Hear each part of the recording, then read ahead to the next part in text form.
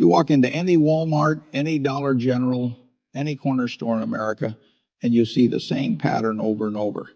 People who can least afford to waste money are lining up to buy things that are actively keeping them poor. And I'm not talking about the occasional splurge or treating yourself. I'm talking about 7 specific things that create a cycle of poverty so vicious, so predictable, that if you can just stop buying these 7 items, you could change the entire trajectory of your financial life. I've watched this happen for decades. I've seen families trapped in the same financial spot year after year, and when you look closely, it's always the same 7 things showing up in their shopping carts, their closets, their driveways. And here's what makes me angry. Nobody's teaching them why these purchases are so damaging. So I'm going to tell you exactly what these 7 things are, why they're financial poison, and what you should be doing instead. Let me start with something that might surprise you. I grew up during the Depression. My family didn't have much. But my father taught me one lesson that's made me more money than any investment strategy or business deal. The difference between poor thinking and wealthy thinking isn't about how much money you have right now. It's about what you do with every single dollar that comes into your hands. Poor thinking says, I have money today, so I'll spend it today. Wealthy thinking says, I have money today, so I'll make it work for me tomorrow. And the 7 things I'm about to show you, they're all symptoms of poor thinking. The good news is that thinking can be changed. Right now, today, by the time you finish this video, you're going to see these items differently. You're going to understand why they're traps, and you're going to know exactly what to do instead. Thing number 1, brand new cars. This is the single biggest wealth killer I see in lower income communities. Someone gets their first decent job, maybe they're making 40 or 50,000 a year, and the first thing they do is walk into a dealership and sign up for a $35,000 car with a 6 or 7 year loan at 8% interest. Let me break down why this is financial suicide. A new car loses approximately 20% of its value the moment you drive it off the lot. Not 20% over a year, 20% in the first day. You just paid $35,000 for something that's now worth $28,000. You're already down $7,000 and you haven't even made your first payment yet. Over the next 5 years, that car will lose another 40 to 50% of its value. So your $35,000 car is worth maybe $15,000 to $18,000 after 5 years, but you're still making payments on a loan that had you paying over $40,000 total when you factor in interest. Here's what wealthy people do. They buy used cars that are 2 to 4 years old. Someone else already took that massive depreciation hit. A 3-year-old Honda Accord or Toyota Camry that originally sold for $30,000 is now selling for around $18,000 to $20,000. It's got most of its useful life ahead of it. It's proven reliable. And you just saved yourself $15,000 in depreciation alone. If you take that $15,000 and invest it at 10% average annual return in 30 years, that's over $260,000. You just traded a new car smell for $250,000 in retirement money. I drive a 2014 Cadillac XTS that I bought used. It gets me where I need to go.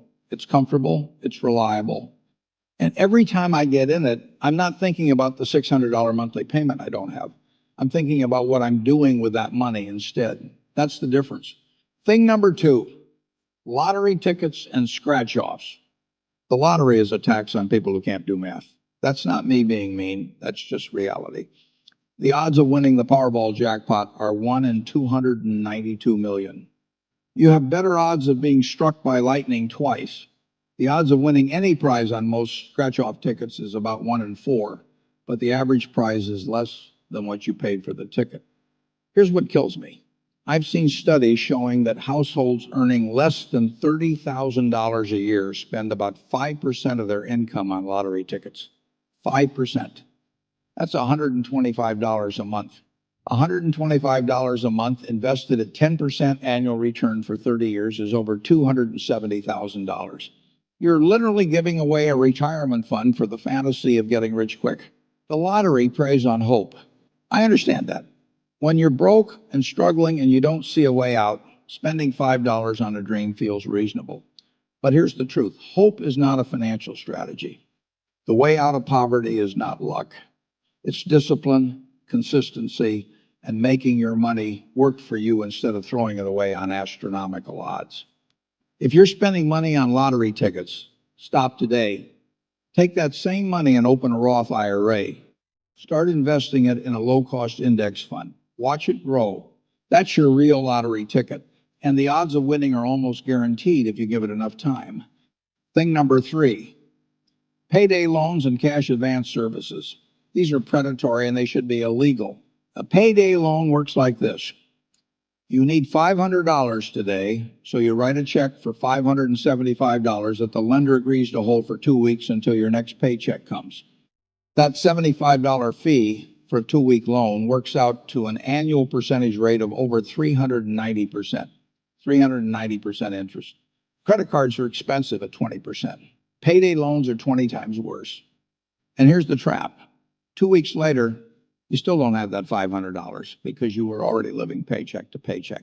So you roll the loan over, another $75, and another, and another. Before you know it, you've paid $300 in fees for a $500 loan, and you still owe the original $500. The Consumer Financial Protection Bureau found that more than 80% of payday loans are rolled over or renewed within 14 days. I know what you're thinking, but Warren, I need that money right now. My car broke down. My rent is due. What am I supposed to do? Here's what you do. First, never put yourself in that position again by building an emergency fund.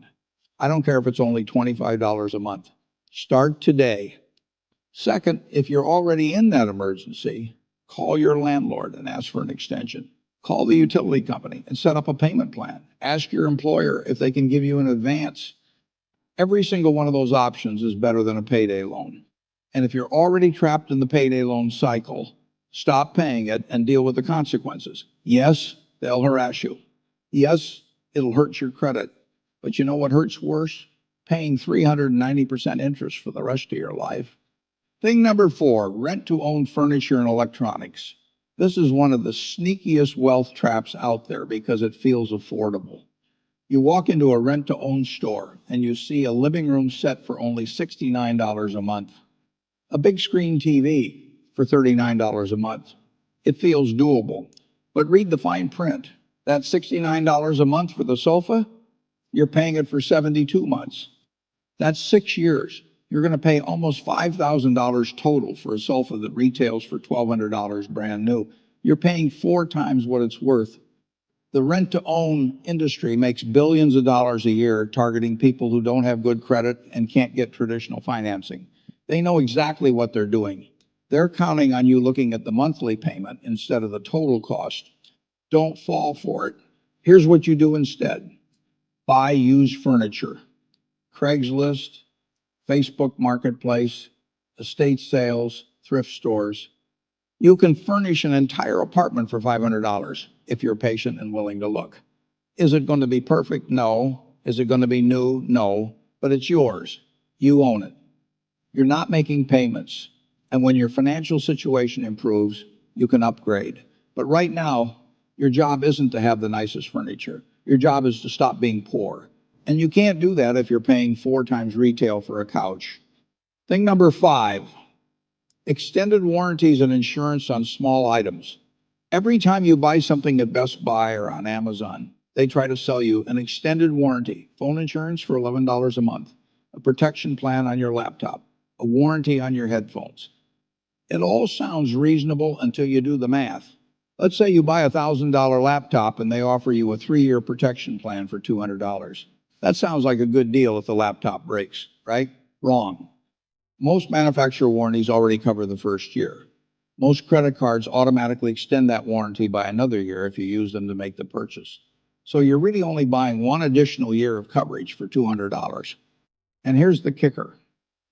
Most electronics either fail in the first 90 days, which is covered by the store's return policy, or they last way beyond 3 years. You're insuring against a problem that statistically probably won't happen. Phone insurance is even worse. You pay $11 a month, so that's $132 a year. If your phone breaks, you still have to pay a deductible that's usually around $100 to $200. So you could pay $400 over 3 years and still owe a $150 deductible if something happens. You know what's smarter? Take that $11 a month and put it in a separate savings account. In 2 years, you've got over $250 saved. If your phone breaks, you use that money to replace it. If it doesn't break, you still have the money. The only things worth insuring are things that would financially devastate you if they were lost or damaged. Your house, your car, your health, your life, if people depend on your income. Everything else, self-insure by saving the money yourself. Thing number 6, premium cable and streaming service packages. I know people making $35,000 a year who are paying $200 a month for cable, internet, and 5 different streaming services. $200 a month is $2,400 a year. Over 10 years at 10% return, that's over $40,000. You're trading $40,000 in future wealth for the privilege of watching shows you could get for free at the library or with 1 or 2 streaming services. Here's the truth about entertainment. You don't need it all. You need some. Get basic internet. Pick 1 or 2 streaming services and rotate them. Watch Netflix for 3 months, cancel it. Watch Hulu for 3 months, cancel it. You're not missing anything. The shows will still be there when you come back. And if you're worried about missing sports, go to a bar once a week and watch the game there. You'll spend less money and probably have more fun. People justify expensive entertainment packages because they work hard and they deserve to relax. I get that. But you know what else you deserve? Financial security, a retirement fund. The ability to handle an emergency without panic. Those things don't come from cable TV. They come from making hard choices about where your money goes. Thing number 7, fast food and convenience store purchases. This is the most insidious one because it doesn't feel like a big deal. $5 here, $8 there, $12 for lunch. But it adds up faster than anything else on this list. The average American spends about $3,600 a year on dining out and takeout. For lower income families, that number might be lower, but even $1,500 a year is a car payment. It's health insurance. It's a Roth IRA contribution. I'm not saying never eat out. I'm saying be intentional about it.